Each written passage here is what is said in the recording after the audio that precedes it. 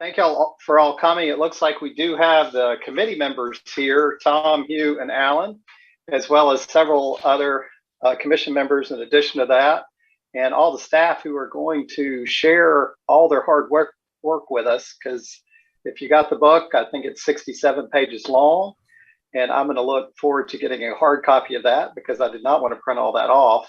But it looks like they've done a pretty good job on this. So I'm going to go ahead and turn it over. Is it Courtney or Beth? Is somebody going to do a roll call? I think I'll do the roll call. We need to do that. Yeah. Okay. Good afternoon, everybody. Chair Chris Parker. Present. Commissioner Tom Griffin. Present. Commissioner Hugh Jernigan. Present. Commissioner Alan Younger. Present. Overall Chair Randall Tuttle is here. Oh, okay. Overall Vice Chair Wesley Curtis. Commissioner Harold Day. Commissioner Harold Eustache. Commissioner Yvonne Hines. Right, looks like we have a quorum. And Beth, Wesley just logged in right after you said his name. Okay, great, thank you. Okay, thanks, Beth and Courtney. I'll turn it over to you. Okay, great. Good afternoon, Chair, members of the Finance Committee, and then the other members of the Utility Commission. We do have a lot of information to present to you this afternoon. We'll be going over the proposed FY23 operating budget and rate recommendations for solid waste and water and sewer. I sent out the budget book, the proposed budget book last week, and as Mr. Parker mentioned, it is quite lengthy. So we'll try to go over that in a high level for you today. And so with that, we'll go ahead and get started. I will share my screen.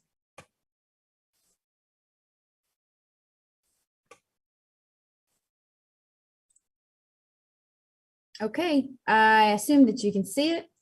And we'll keep going. So just to start off, sorry, hold on just a second. My phone went off. Just to start us off, we are going to go over a budget refresher, and then we have the solid waste budget request that Jan will go over. Also, she'll go over the solid waste rate recommendation, and then Mike Stover will go over the water. I'm sorry. Not Mike Stover, Ricky Rubio, who's our senior financial analyst, will go over the water and wastewater budget request. Followed by, we have Elaine Conti and Will Kerr with Raftellus to go over the rate recommendations and follow up on what we presented to you back in February. And then Lisa is here to go over some of our financials here at the end. Okay, just as a reminder, the general fund versus enterprise. So the general fund is funded through property taxes, state and local sales taxes, and user fees. And some of the departments that are made up of the general fund is police, fire, recreation, parks, transportation.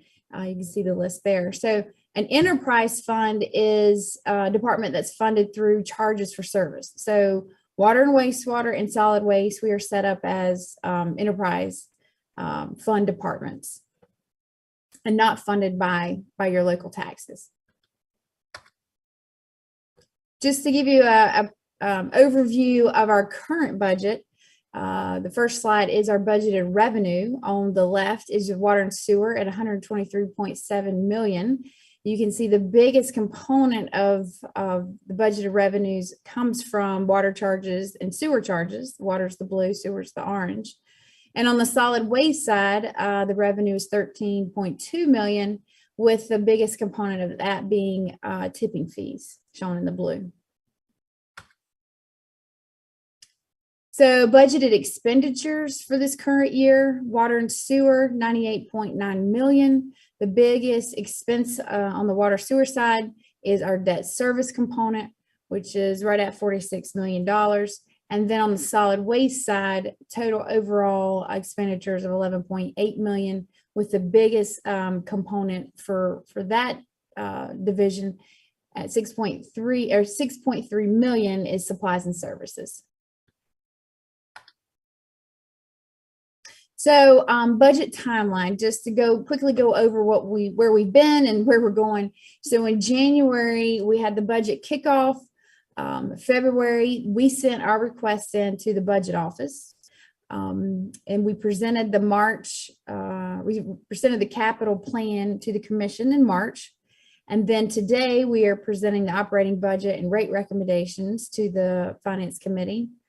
And at the regular May meeting, it will be an agenda item for you to approve the operating budget and recommend to the city council for adoption. And then the commission will also adopt and approve the rate recommendations, or what we decide on today. And then in June, the city council will adopt the budget and the funding for the new fiscal year, which will start July 1st. So just as a reminder, our fiscal year is July 1st through June 30th. The commission recommends the budget to the council. So the council actually approves our budget, but the commission actually approves the rates. So the council does not approve the rates, the commission does that. So that step does not have to go to the city council for approval. Just wanted to point out one thing that you'll see today is because we are a month ahead of the general fund, the other city departments budget, meaning they don't have to have their information totally ready to the council until June. All of our information sent off what they give us, really we're a month in advance. And what you'll see today is that the personnel budget is probably going to change from what you see today. What we were given by the budget office back in January was an overall 2% increase for merit for our employees. We're pretty sure that that's going to change. Of course, nothing's been finalized yet, but from what we're seeing in the discussions that are being had with the council, we do think that that's going to be more. So I just want to give you that caveat that those numbers will hopefully go up slightly from what you see in the proposed budget. Any questions about that before I turn it over to Jan? Okay. Courtney, we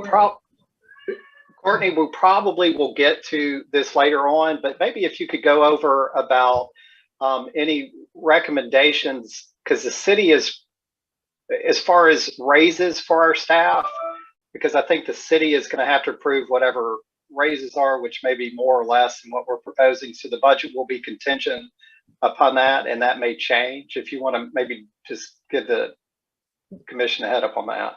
Yeah. So in the personnel request, those expenditures are broken down between benefits and then obviously employee pay. The benefits, we feel good about those numbers. The employee pay could be adjusted. What we factored in and what was given to us by the budget office with the salary forecast was a 2% average increase. The discussions that they're having now is a 3.8% overall average. So you're looking at, a slight additional increase of around 1.8%, assuming that that's the number that gets approved by the council. But you can't, the problem when we present these numbers, and we can go over it more when we get to the slides, you can't just take the number that's given right there and say, oh, it's an additional 1.8% increase, because there's benefits factored in there. So we really have to look at, go through all the each employee, salary, and redo the salary forecast. So it's not you just can't look at that number and add 1.8%. Does that answer your question, Mr. Parker? Give you more context? Yeah, I just wanted to make sure the rest of the committee kind of understood that although at the end of this, we may approve the budget, it's actually the city that will be approving the final budget, which may be slightly different based upon those numbers, because right now we don't know, and we're going to need to kind of push this on for their approval in their meeting. And hopefully by I don't know the schedule for the council meeting off the top of my head. We may have a better idea at our regular May meeting. But again, the council will adopt the budget after you guys make the recommendations. So we always are kind of a month in advance with our planning. Okay. Okay, I will turn it over to Jan and she can present the solid waste budget. Thank you very much, Courtney. Good afternoon, everyone. We have a lot to cover, so I may go along fairly quickly, but feel free to ask any questions that you may have. We'll start on the expenditure side of the budget. The total budget for expenditures is $12,472,820, which is 5.26% higher than the current adopted budget. Supplies and services make up the largest component of that. They're budgeted at $7.7 million, which is a 5.2% increase. Personnel is budgeted at $2,782,530, which is a 4.84% increase. And debt service is budgeted at $1,981,110, just over a 6% increase. So we'll drill down a little bit on each of those in later slides.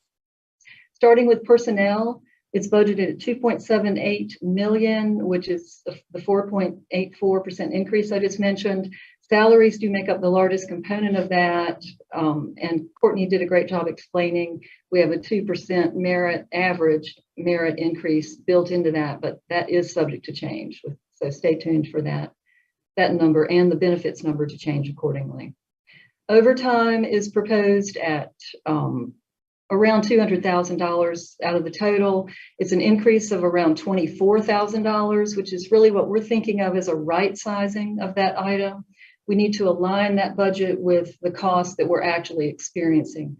Over the last couple of years, we've had increased vacancies and absences, and we've seen that component of our budget go up.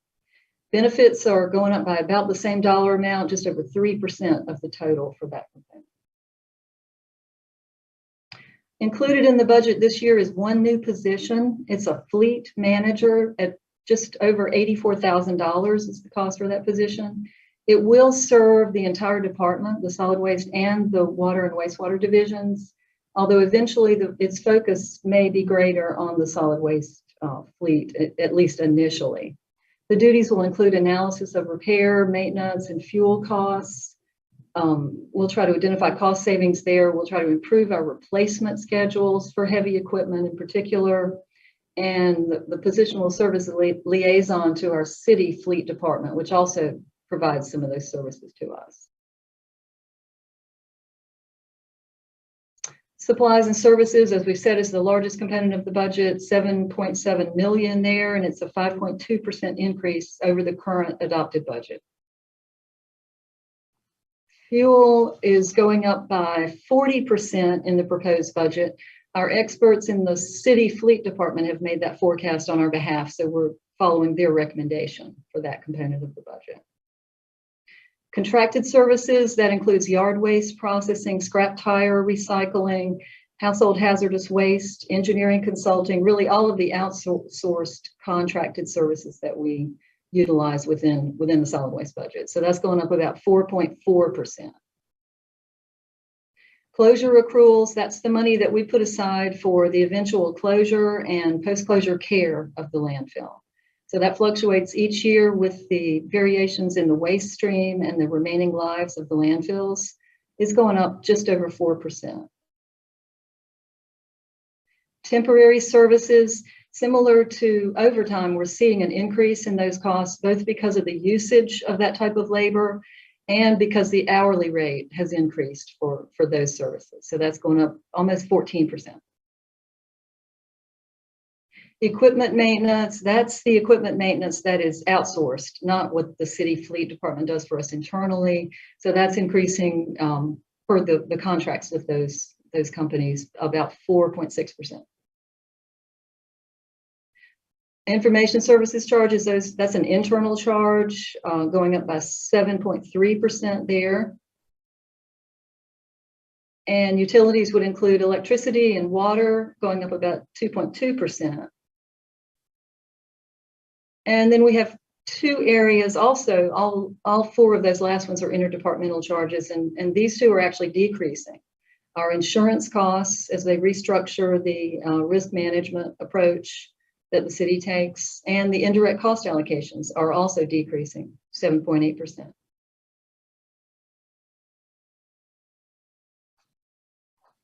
Debt service. Now, this includes equipment replacements, and these are all scheduled equipment replacements that are financed through the North Carolina Municipal Leasing Corporation, and it includes the outstanding bonded debt payments that we will make. That part of the budget is relatively unchanged at about $826,000. The equipment replacements are budgeted at $1,155,000. It's an increase of 10.7% this year, and it does fluctuate annually based on the pieces of equipment that are scheduled to be replaced. So you may remember last year it actually decreased by, I think, 7%, but this year it is an increase of 10.7 to replace those items that are listed. So total debt service is 1.98 million there. Sorry, Courtney. So this lists all the equipment that is scheduled for replacement. The first five are at Haynesville Road Landfill. The last pickup truck is at Old Salisbury Road Landfill. There's two pickups at Haynes, a small dozer and a large off-road dump truck. And one of the large compactors is scheduled to be replaced, and that's the largest cost item that you'll see in that list. One thing to note about this part of the budget is that it's a significant cost savings over previous years because the interest rate that we pay has been decreased from 5.5% down to 1%. So that's a pretty major change in our budget. Otherwise, this would have been a much larger component of the overall budget. And this slide gives you a summary of the expenditure side of the budget. We talked about personnel and supplies and services in depth. The third item, the countywide recycling programs were not called out separately. So we listed those costs separately on this slide so you could see that's budgeted at just over $1 million. That includes the schools recycling, the drop-off sites, the household hazardous waste, electronics recycling, and it's going up at 3.7%. I've got the breakdown on that if anybody's interested, if anybody wants to know what the various components are budgeted at, but the total is just over $1 million. Debt service, as we mentioned, is relatively unchanged compared to last year, and the NCMLC payments for equipment are going up by the 10.7%. So overall expenditures, $12,472,820. I think that's the last slide on expenses. If anybody has any questions before we go to revenues and the rates, I'd be happy to. This is Chris. I do want to give a special shout out and thanks to Lisa for getting that interest rate from 5.5 down to 1. That is much appreciated. Absolutely. You're welcome. Moving on to revenues, total revenues were proposed at $13,643,380, which is an increase of 3.3 over the current adopted budget. Tipping fees are making up about 86% of that. It's by far the largest part of our revenue, and they're increasing by about 3%. Intergovernmental revenues include money we get from the state of North Carolina to help pay for scrap tire recycling and the proceeds from the solid waste disposal tax. That's projected to increase about 5.8%. Resource recovery, that's money we receive for the sale of landfill gas and scrap metal, budget going up by about $22,670 or 8% over the current budget. And transfers in from Forsyth County, the Water and Sewer Fund and the Stormwater Fund to pay for some of the recycling programs. So the numbers that we just saw are driven by the recent trends in the waste stream that we have seen and a couple of recommendations in changes to the rate schedule that we charge. In terms of the non-operating revenues, those tax proceeds, that type of thing, they're budgeted based on recent trends that we've seen in the money that we're getting from the Department of Revenue in Raleigh. So the rate increases that we're recommending are a $1 per ton increase in the discount rate that's charged at Haynes Mill Road landfill. It would go from $32 to $33 per ton. And those rates, that particular rate has not been changed since 2016. I think it was July 1, 2016, when we went to $32. So that would go to $33 under this budget. And the yard waste rates also would go from $32 to $33 per ton. And the last time that was increased was 2018. So it's been several years since we've had any rate increases. And we have completed the first draft of our 2021 cost of service study, which analyzes the full cost of providing these services. And that study does support these rate increases. And these, you may be planning to talk about this in your very next slide, but how do these rates, the increased rates, compare to other areas nearby us? You know, that's an excellent question. And we usually have that slide. I think we usually show it in the May meeting, but at any rate, we'll bring it in the May meeting, even if we normally show it in this one. We are very competitive with the neighboring landfills. Okay. If not lower than, very close to the same. Okay. Sometimes it's hard. Sure. I was going to say, sometimes it's difficult to know what their increases are going to be, because those local governments may not have decided what their rate schedules are going to be in the coming year. But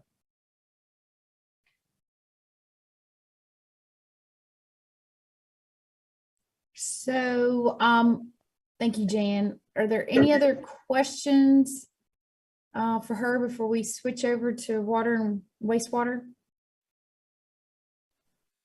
I just want to thank Jan.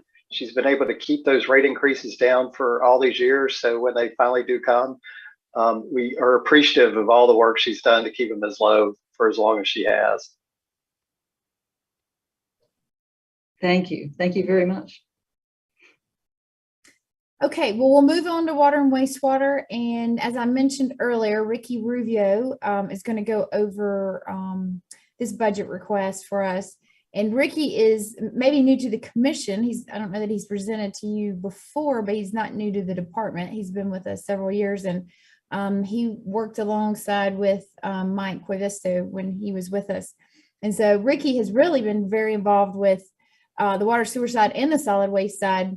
And probably knows it better than anybody. So I'm going to turn it over to him and let him present the next few slides. Howdy, everyone. I will be walking us through the water and wastewater operations budget request. Very similarly to what Jan stated, there's a lot of content to cover, so apologies if I go too quickly. Please feel free to stop me if you'd like to double click into anything or to any specifics. The total proposed expenditures for FY 2023 is $102.83 million, which is almost a 4% year-to-year increase. Personnel makes up $25.5 million, which is a 6.38% increase. Supplies and services is going up 12.91% to $32.1 million. Operating capital outlay, this is new, is budgeted at $316,000. And this is a new accounting change in order to be in compliance with financial best practices. We are now budgeting for operating equipment that we have historically expensed within our supply lines of our operating budget.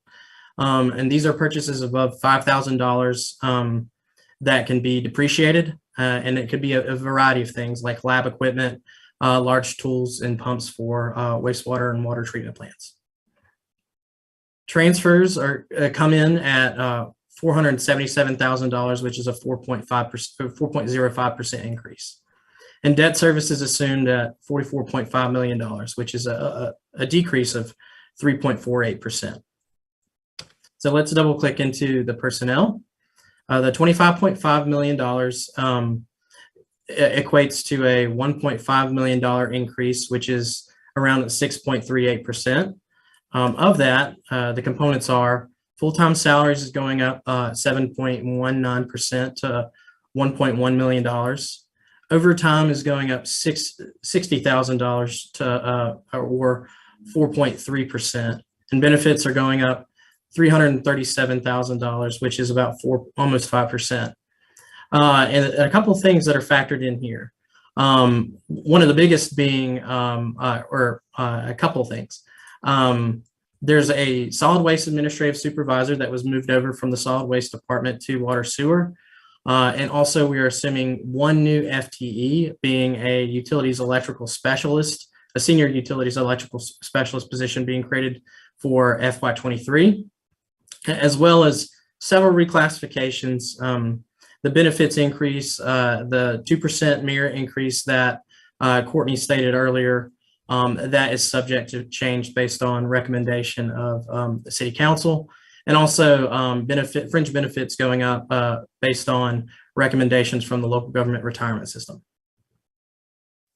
So the one new FTE or full-time equivalent is for a senior utilities electrical specialist, and that is budgeted at $73,410. So the background of this is that the staffing levels for the utilities electrical group has been basically the same since the 1980s, while the capacity and the scope and the content of what they do on a day-to-day basis has changed.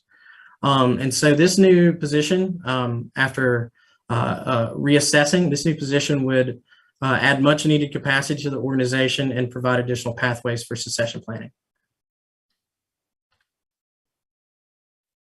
So the supplies and services budget goes up $3.67 million or 12.19% to $32.09 million. The lion's share of this is $2.4 million that is being moved over from the CIP, the Capital Improvement Plan. Next slide. And let's delve into this a little bit. So the CSIP is far enough along. We're far enough along with it in the CSIP that the cleaning that was assumed in the project is now standard procedure for our operations and should be captured within our operations budget. And that's based on not only feedback from that we received from Utilities Commission during the FY22 budget process, but based on the trajectory of the program as well. And so this program assumes 35.5 miles of existing black backlog and addressing that within the FY23 budget, as well as 295.5 miles of proactive cleaning that we have scheduled to clean in FY23. And so just for context, this particular request, this $2.4 million, is 61% of the entire year-over-year request for FY23. So it's a pretty significant amount of our year-to-year request. So chemicals are going up 13.43% by the amount of $369,000. Chemicals, there's a lot of volatility within the international markets and uncertainty surrounding general availability and supply chain, which have caused those costs to increase. Natural gas. If you've paid your Piedmont Natural bill as of the last 6 or 7 months, you've probably noticed that natural gas is the cost for natural gas is skyrocketing. So we have 2 facilities that are heavily reliant on natural gas for day-to-day operations, the dryer facility and Muddy Creek.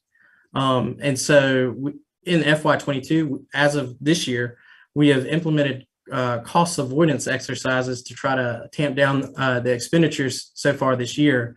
But in order to address the expectations for FY23, we are suggesting increase in that budget, that $369,000.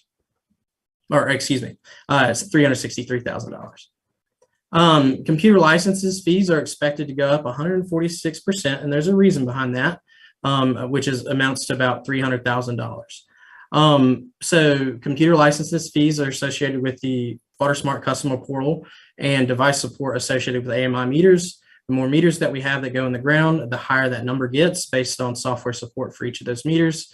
We've actually tamped down expectations for FY23 due to supply chain issues with actually procuring the meters.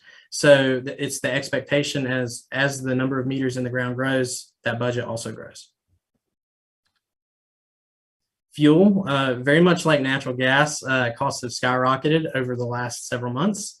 And since the general fund is assuming about a 42% year-over-year increase, we are also following suit with a 40% increase. In insurance, so the primary driver of higher insurance is due to, which is at $94,410, which is about 20%, which is due to additional properties coming online that were not previously factored into cost assumptions. There's also a decrease in there for the city's self-insurance program. Indirect cost allocation. So the net decrease to indirect cost allocation is to offset costs associated with the creation of the assistant city attorney position that we budgeted for in FY22.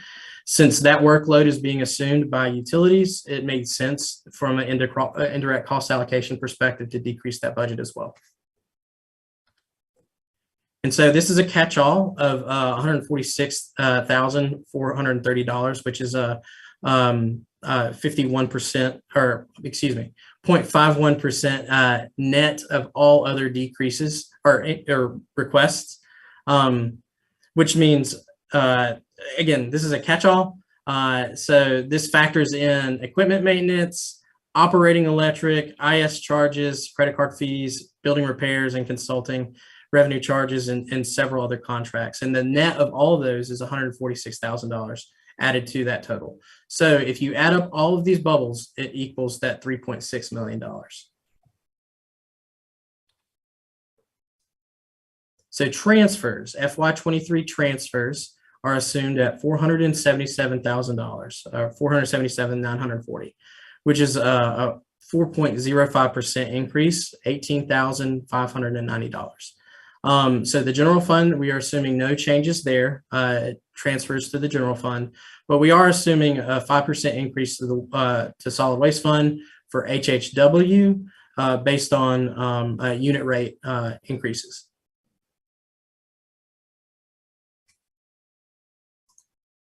So debt service. Debt service is assumed at $44.5 million, which is a 3.48% decrease.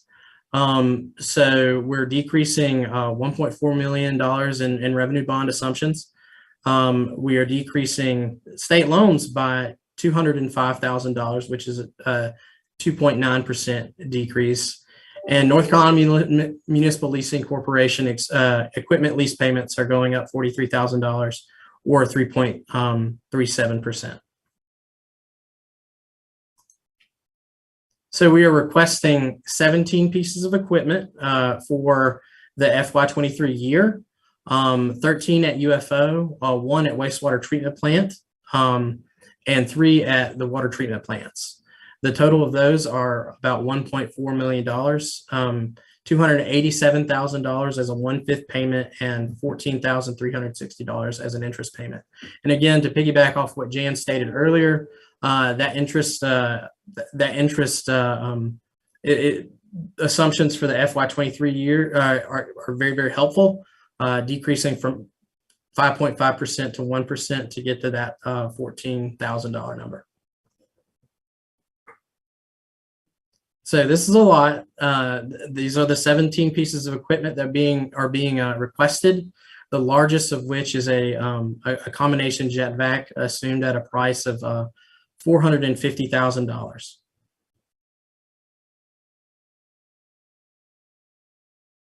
Okay, so when you stack all the budgeted requests, it results in about a 4% year-to-year budgetary increase. And this budget achieves several different things. It attempts to address some of the historical inflation that we're currently seeing within our economy. We're folding costs associated with capital projects into our operating budget. And we're also using decreased debt service assumptions as an opportunity to tamp down and mitigate the impact of operating increases. So that 4% includes a lot, but it's not superfluous. It is necessary. And just for reference, the general fund for FY23 in the proposed budget as of right now, they're assuming 11% year-to-year increase, 9% for the personnel assumption, and 10.7% for supplies and services. So inflation is getting everybody, and that plus the factor into the CIP coming into the operations are two of the biggest drivers here. And that is it.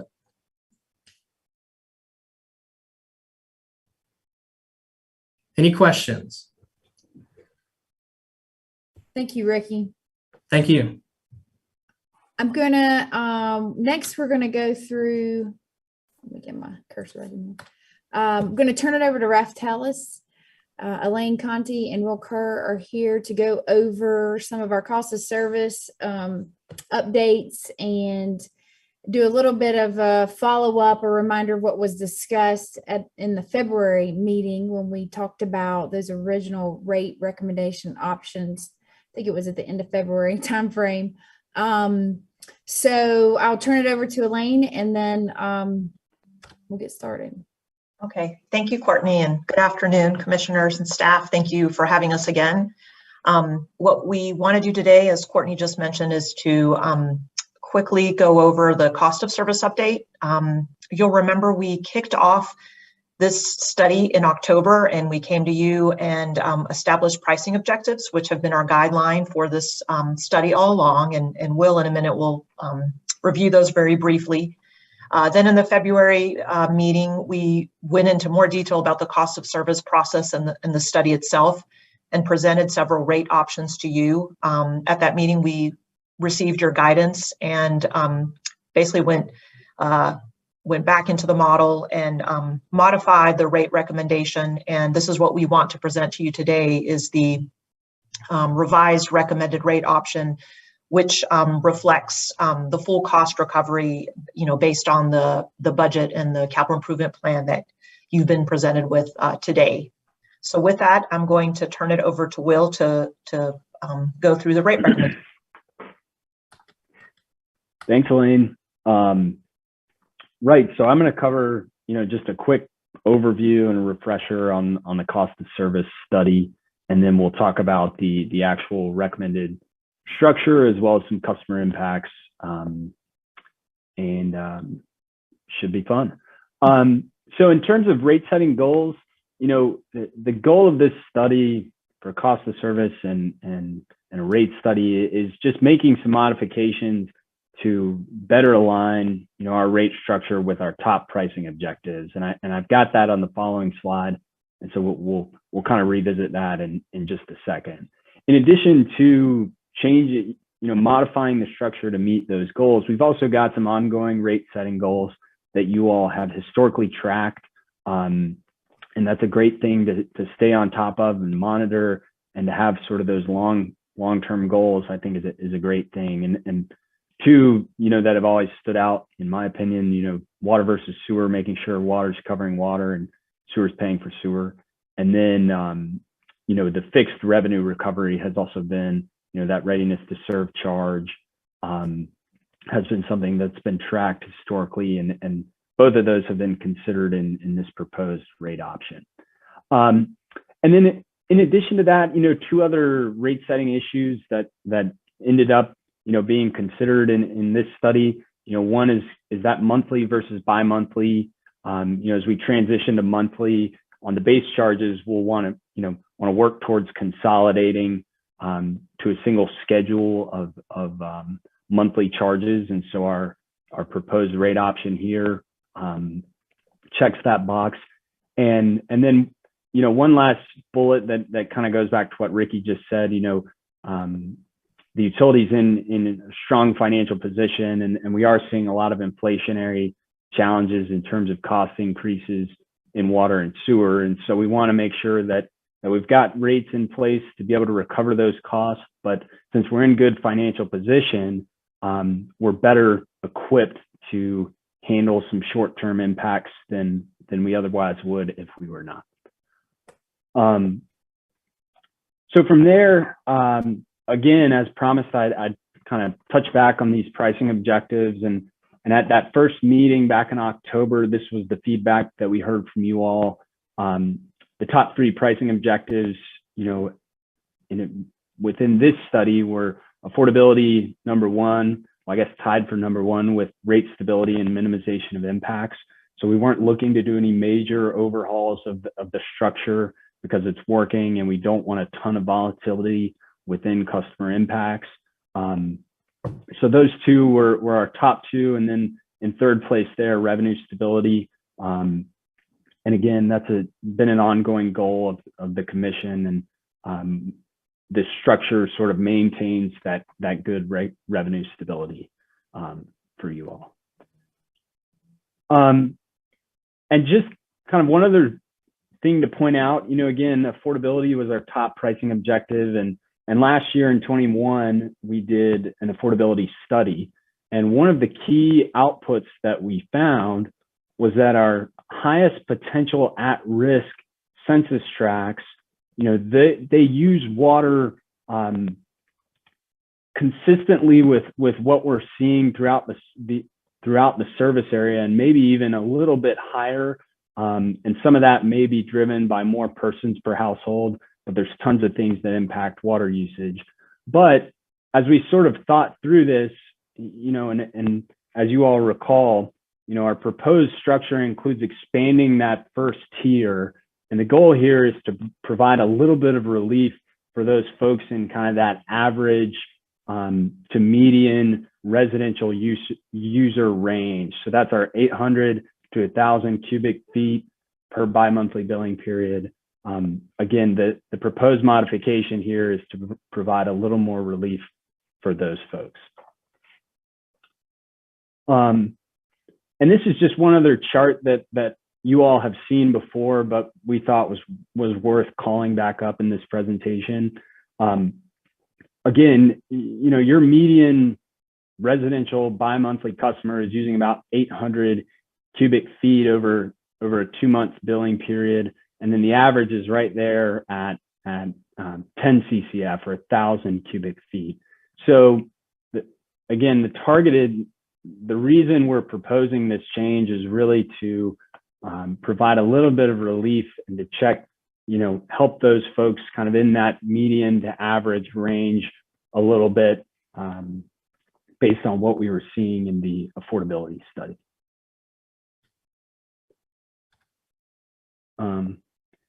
So the next handful of slides here are just focused on the rate recommendation.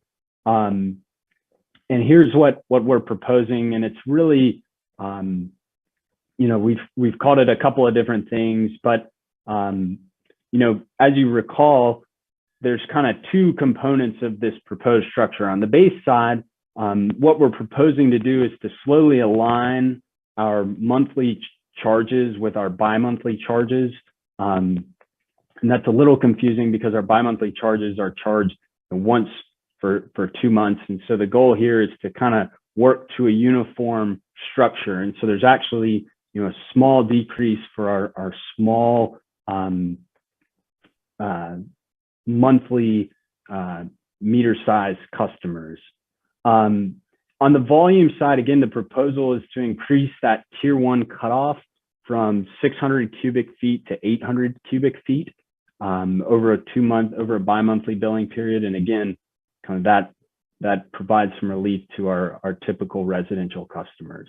So kind of the 3 big boxes we're checking here is providing some relief, minimal impacts across customer categories. So that's one thing we heard is that, we want to keep, customer impacts fairly tight. We don't want these to be all over the place. And then again, we begin the transition to a single schedule of monthly charges, which could be implemented down the road. Oh, and one other very important thing to point out, all of this rate option includes a 4.5% rate revenue increase. So, that's a really important baseline as we look at customer impacts. We're going to recover 4.5% more revenues. So that's sort of the underlying increase here as we look at specific customer bills. A couple of customer impact slides here on the next few. But the next slide that you will see is supported by the slide that's currently on the screen here. We did think it would be helpful to just kind of re-show the customer usage statistics that support the average kind of bills that we're showing on the next slide. So as you can see, again, the vast majority of our customers are there at the 5/8, 3/4 inch meter size. So that's our smallest meter size, with the average bi-monthly bill of about 1,000 cubic feet. So that's going to be your typical kind of residential customer. And there's a couple of other things I wanted to point out, but I think it'd be more helpful to do it on the next slide where we actually look at the customer bills. So what we've got in this table is we've got basically a column of our existing bills under monthly and bi-monthly, and then proposed bills under the recommended rate structure here. And then over here on the right, maybe the most kind of important column within this chart is the percent change. And so what you can see is that the percent changes are sort of the vast majority of them are in the kind of in kind of the 3 to 6.5% range. And just just for some context here, again, the 5/8, 3/4 inch customer, that's going to be the bi-monthly is going to be kind of your typical average residential customer. There's a handful of small meter monthly customers, and you can see there's a really minor decrease of about $1 for those customers. And again, that's transitioning that base charge to a single uniform schedule within the next 3 years. Just a couple of other kind of data points that might be helpful. A 1 inch, 1.5 inch meter, those customers are using a little bit more water. So that's going to be, like a restaurant, maybe kind of a lower medium volume type customer. As you get up into the larger meter sizes, that's where you start getting into, likely a lot of big industrial, commercial type operations. Could be some shopping centers kind of in the 3 to 4 range, some big apartment complexes maybe. But once you get into kind of the 6, 8, and 10, it's probably mostly industrial type facilities. And so you can see the benefit provided to kind of those typical residential customers is helping keep that percent increase down in kind of the 2.7, 3% range. And then that's borne by, slight increases to tiers 2 and 3, which is where those medium to large volume customers are getting into and picking up some of that. And one last, yeah. Well, this is Chris.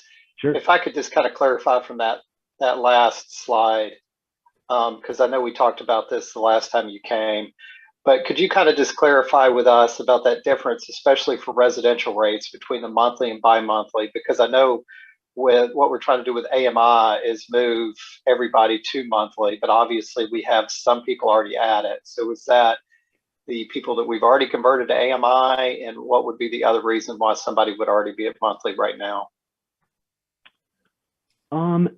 I think that it's just a handful of customers at monthly. We bill most of our commercial customers monthly. And Courtney and Ricky, feel free to kind of chime in. You all may have more info on this. Yeah. But I can. So I think I want to say we have around 100 customers out of 130,000 that are billed monthly, that fall in that, smaller meter size category. And if there could be some businesses in there, some commercial accounts, some governmental accounts, that makes up the majority of what type of categories would fall in that that monthly small meter size customer. But yeah, so is that what you're looking for, Mr. Parker? Yeah, because I know we're wanting to get from bi-monthly to monthly with this AMI. That's kind of our goal. But as I look at that one spot on the slide where it says an actual decrease, I mean, do you have an estimate for how many of our customers would actually be seeing a decrease? Yeah, those are the ones I think, and Will, Ricky, you might know, but I want to say it's around, there's only 100 customers in that category. Courtney, is the customer count on the previous slides? It is. Yeah, with just one. Yeah, right here. Okay. That kind of that middle column in number of customers. So there's about 100 customers there. Okay, that Yeah, answers my question as I look at that. Thank you.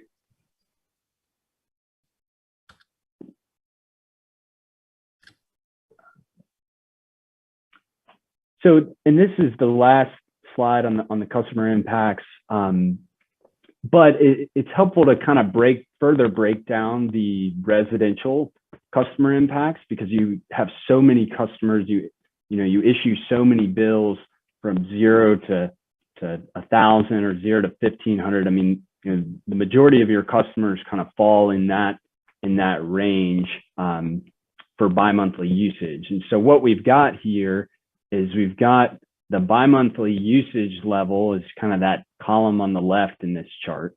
And then the percent, bill impact is the middle column in this chart. And then just for some additional context, that gray column on the right is that's the percentage of bills that you issue. So for example, 52.1% of your bills are issued for 800 cubic feet or less. You can see that down there in bold. So, again, we're talking about a lot of your residential customers falling in this range. And what you can see is that, this structure provides a little additional relief for the folks there in the 800 to 1,000 cubic foot range. Again, that's our median to average user there. But in general, the percent impacts are all, below 5%, or really they're pretty close to our overall, 4.5% rate revenue increase.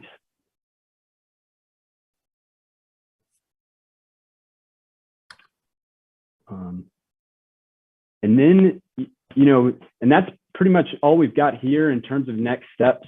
It's just, if you choose to move forward with these rates, implementing, I think the plan is to implement effective July 22nd.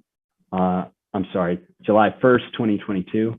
And then kind of the other piece, the other big piece of the cost of service that we've been working on is we've been looking at and calculating and benchmarking some miscellaneous fees. But again, the user, and this is this pie chart here was one that I think we had at the February meeting.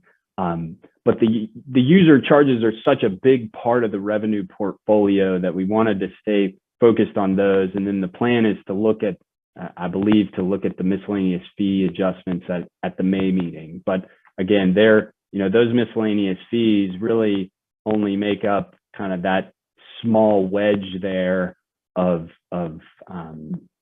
your revenues. And actually the light green wedge is system development fees, which are calculated as part of a different study. So again, it's just a small percentage of overall revenues. So again, just some helpful context there.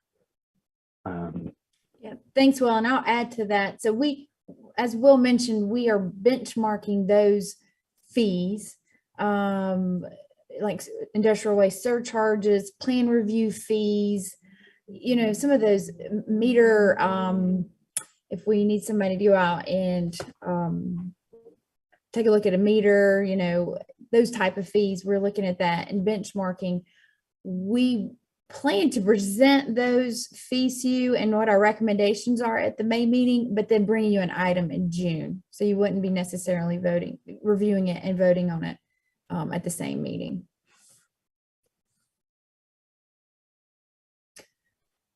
So go ahead. Courtney and Will, if I could ask a question, it seems like one of the discussions we had the last time we looked at this is we were looking at eventually with AMI, we're going to be moving from this bi-monthly to monthly billing. Maybe kind of refresh us on how long that's going to take, because it seems like we were trying to kind of ease that change in over a time period. Are we talking 3 years, 4 years, 5 years? I think we estimated based on, we're looking at 3 years. And some of that is, dependent upon the supply chain issues that we're facing right now. But the hope is that it would be a 3-year process till we are fully implemented with AMI and make that change to monthly billing. And are we going to that AMI for the new customers who get on AMI? Are we switching them from bi-monthly to monthly? Are we going to wait and do that once all the customers get onto AMI? I don't know that I have the answer to your question. I believe that we're doing it all at once, but Mike Stover, I know you've been more involved with that project now. Do you know the answer to that? What our plan is? I do not know the answer to that, but I can get it and have it to you in May, Mr. Parker. Right now, we're focused on getting meters in the ground, and we're having trouble getting them. But we do have some already deployed. So, and we're not, and I just need to verify, we're not already switched those customers to monthly. And we hadn't switched them over to gallons either. So that's another piece to the puzzle that we're working with, switching to monthly, switching to gallons. So we'll just have to see what the rollout looks like, and we can report back to you on that.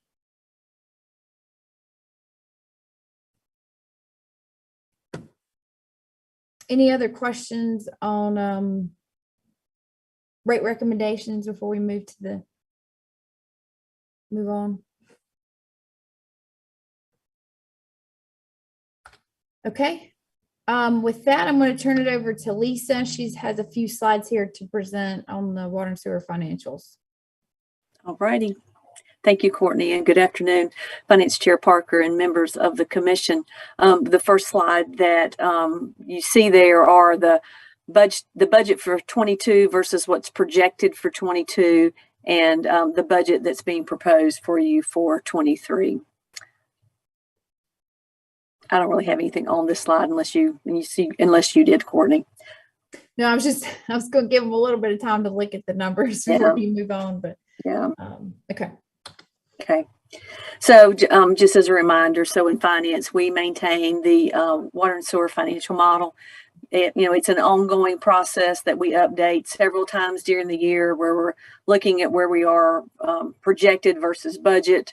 We're constantly working with Mike Stover and Shang on the capital spending, and it's capital spending, not appropriations, when we're looking at the financial model. So we use this comprehensive model to forecast operating revenues, expenses, any financings that we need, and our bond coverage. And at this time of the year too, I've updated the financial model according to what Raftellus has presented today for the rate model. Investment income remains in the water and sewer fund. It's available to pay debt service and capital improvements. We invest our capital reserves a little more aggressively than some other city funds. There's about 30% of water and sewers capital reserve money in equities and fixed income. So we do have the opportunity to earn a better return. Last year, we earned about $14 million in investment income in the water and sewer fund. Financial guidelines, or the city's financial policies, suggest that we keep 100% of operating and debt service expenditures, or basically one time our operating and debt service budget in cash. And at the end of 21, our cash and investments were right at $124 million. We had used all of our bond proceeds at the end of June, so there were no bond proceeds at that point in time. So future issuance of water and sewer revenue bonds. We did in this fiscal year borrow $70 million in water and sewer revenue bonds. We do not expect, based on the current spend plan, to need to borrow any more revenue bonds in the next 6 years. So, I mean, that's assuming, nothing, major changes, any mandates from EPA or anything else. But in today's numbers, we don't expect any more revenue bonds to be borrowed. State loans, we have approved about $211 million. That includes the most recent approval for Nielsen. We're up to $100 million in Nielsen approvals. State loans are a little different than revenue bonds in that we incur the debt when we draw the debt. And then in some cases, we've already started making payments on the debt. So today, our amount outstanding is right at $100 million, basically, in our state loans. We've closed out almost all of the older state loans except Muddy Creek. There's a little bit to be drawn on the Muddy Creek loan, and then the rest of it would be Nielsen. We target on an average about $30 million annually. Sometimes it's more, sometimes it's less, and pay-go. And what does that mean? That means that's the cash you're actually paying for capital improvements out of your water and sewer fund.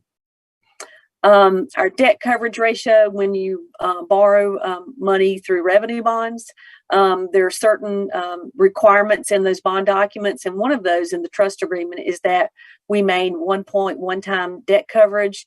Rating agencies prefer our debt coverage ratio to be at least 2 or higher to be a highly rated credit, which we are. And we'll talk more about that on the next slide.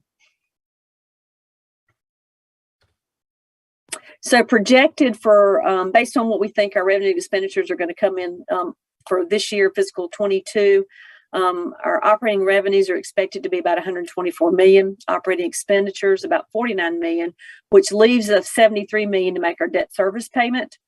And if you divide our only revenue bond debt service to payment divided by 73, we're at about 2.21 times coverage. Which I don't think we show the graph of over time, but we've come a long way over the last 10 years. It was right at 1.2, probably 10 years ago. So that looks These really are one good. of my favorite graphs, by the way. So thank you for that. I'm curious in the bonded debt, are the state SRFs in that 33.8? Or are our state loan payments in that bonded debt number? No, they are not. They are subordinate to revenue bonds. Okay, so got it. Perfect. Thank you. Mm-hmm. Next slide, please. This is just some information I started putting together a few years ago just to sort of look at some of the big picture numbers. Where is our cash investments based on the current model over the next 6 years? How does that compare to our financial policy of 1 times operating debt service? And what does our revenue bond debt look like? You can see, well, first of all, our cash, it kind of comes up and down, but that's really based on our spending and when we think we're going to spend, certain projects versus when we might get reimbursed for state loans. And so that's the cash investments. You can see we are above our operating and debt service policy, which may be a thought to think about when we were looking at the large expenditure we were looking at the last meeting. You can see that we do have some capacity for the unexpected. Revenue bond debt service or debt outstanding at the end of 22, we're right at 400 million. And you can see that's going to be trending down over the next 6 years. Now, if I were to overlay the state loan on top of that, that's about another 100 million. It's going to average, and we're going to stay up in about the 500 million range for a while, but then it also will trail off for total debt. So I think we're in really good shape right now. Next slide. And this is just a summarize. I think we've shown you this in the, during CIP, but this is just a summary of our capital spending, truly how we think we're going to spend our money over the next, including this year, 7-year period of time. And I think if you go down to the very bottom right-hand corner, it's you'll see kind of how we fund all this capital. 389, almost 390 million. 16% of it would be revenue bonds. State loans is about 31, and over 50% you're actually paying with your own money. So that's where the 30 million average of PAYGO comes in. And this is Randall, let me make a point that years ago, at least I believe the PAYGO was essentially zero. Back when we were at a low FCC number, we were borrowing a lot of money, and so this was a lot of meetings, just like today, have gotten us to the point where we have a healthy FCC number and we're paying over half our projects in cash. That's a really good thing. It is a really good thing. And I think, is there one? Nope, that was it. That was the last slide. And I'll be glad to answer any questions.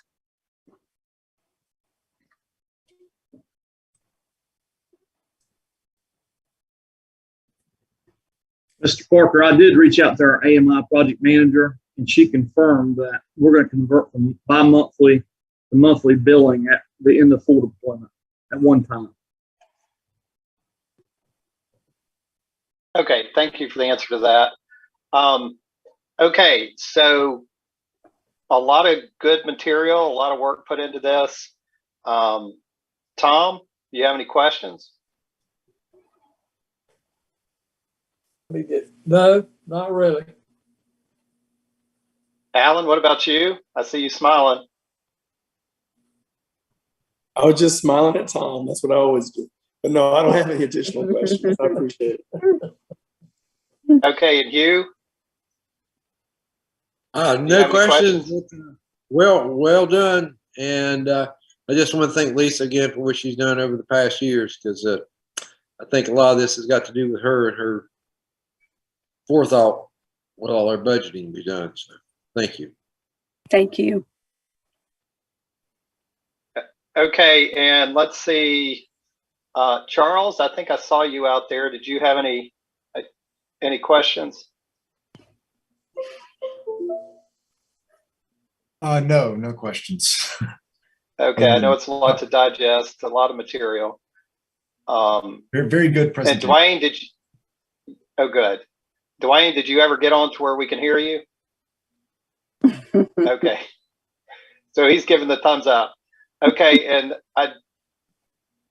let's see, I think, oh, Wesley, what about you? Did you have any questions?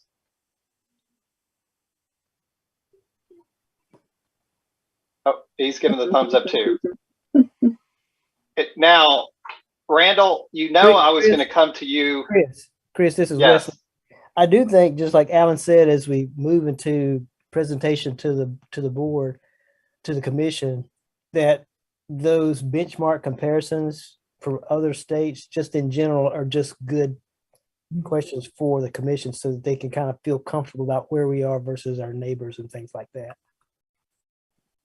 Agreed. Yeah, and hopefully we'll have those ready, Courtney. Yes, the plan was to present those at the May meeting. So we'll do another, it won't be as detailed as this in May, but we'll high level, and we'll have those comparisons.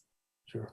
Along with the caveat that they may raise their rates during the same time frame. So what we're looking at is last year rates for them too. Yeah, and we'll reach out to see what their proposed rates are. I know we do that, but it's not, if it's not, we can't confirm that it's going to be adopted. We just have to go off what they're proposing at the time.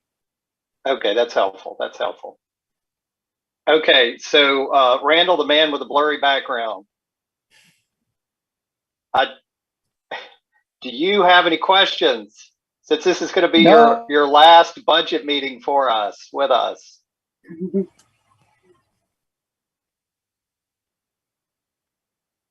And he froze. I know. I think it's really good. Team, the staff especially took. Oh no way!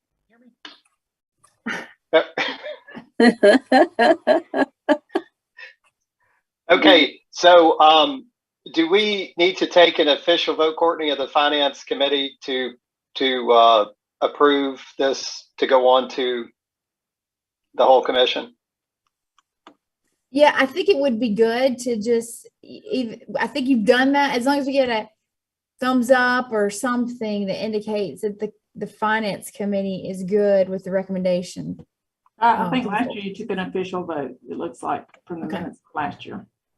You did an official vote. Okay, so do we, and this is going to come down to Tom, Hugh, and Alan, do we have a motion to approve the budget as presented? So moved. Okay, so Hugh has a motion. Do we have a second? Second. This is Alan Young. Alan second. And so Beth, we go through with the vote. Okay, yes, Chair Chris Parker. Approve. Commissioner Tom Griffin. Yes. Commissioner Hugh Jernigan. Yes. Commissioner Alan Younger. Yes. And that's unanimous. Okay, so do we have any other questions while we've got the brain trust here on the screen?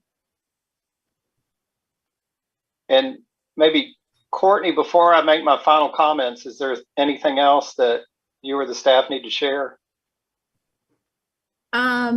No, I just know I'll just thank staff for putting so much time and effort into the budget. It's been a tricky year, as you know, because everything's been so volatile, and we're just trying our best and making estimates and educated guesses, I guess, on how the budget's going to look. And hopefully we won't see a lot of more increases, and the proposed budget will get us through next year. I feel pretty confident about it.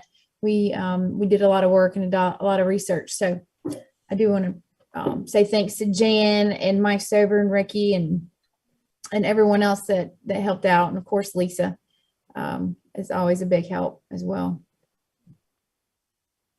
And I want to piggyback on that and thank all the staff for their hard work, because I've seen inflation, I've seen the wage pressures, the hiring issues, all that, and to maintain the slight cost increase that we have. Kudos to all the staff for being able to do that as well. And I don't know, sometimes, Ricky, I don't know, maybe you have some magic wand, because taking into account things like inflation has got to be a real challenge, especially when I see what the projections were. And we had no idea last year how much fuel costs would go up. So as y'all work on that.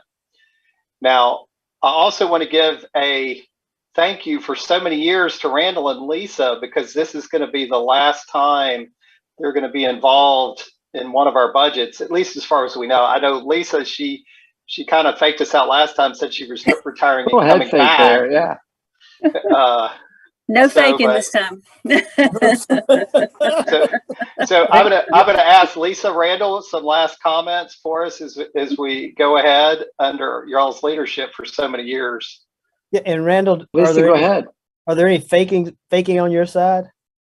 No, not at all. This is okay. I'm following Lisa's lead. Oh my goodness.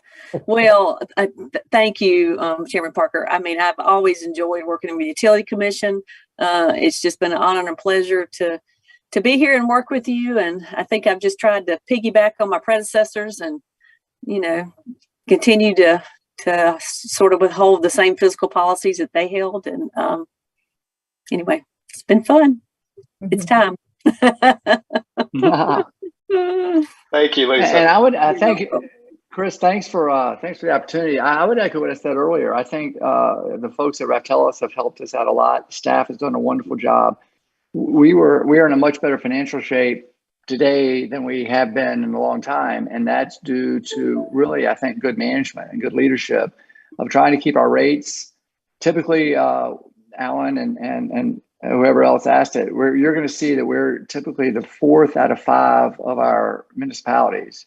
And we've kept our rates relatively low to our peers, and yet we've gotten into a really good financial shape. So I think that's just testament to this process right now.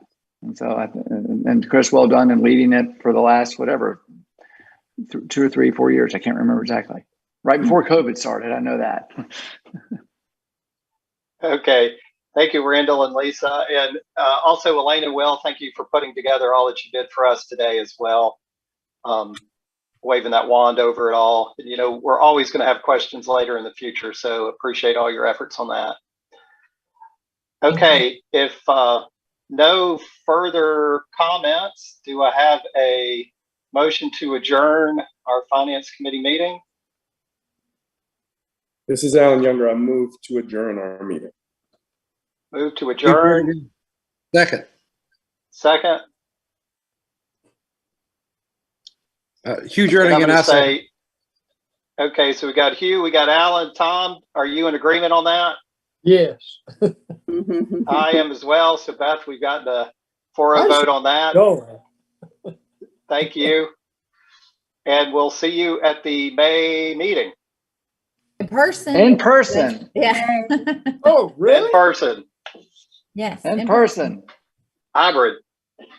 It'll be hybrid. So, but the majority, from what I heard, can be there in person. So it'll be great to see everyone. And we'll be sending out more details with, parking and where it's going to be located and all that good stuff. And lunch, all that information. We'll send all that to you. Yeah, and Wesley, you're going to have to come out with a good send-off, because I heard this is going to be Randall's last one. You're going to have to assume the role a month early. So be thinking about that. Alan's he doesn't need a send-off. He just needs to get ready for June. He's the man now. No, I think Alan might come up with a good send-off for Randall. So we'll have to look for something. Okay, but for the committee chair, seriously, we're going away from this consent agenda thing. So you might actually have to read and ask for motions per item, like the way we used to do it. I know. Oh my goodness, are we? Oh, a challenge. Hugh, it so looks like Chris, we got a challenge. Particularly for the finance chair, Courtney knows what I'm about to say. You don't need to read the whole thing. We've got it in front of us. There are those that love to read and read. I will kick you under the table, I promise. Okay. Well, I got it. We'll see y'all soon. Thank you. Bye, everybody. Here. All right.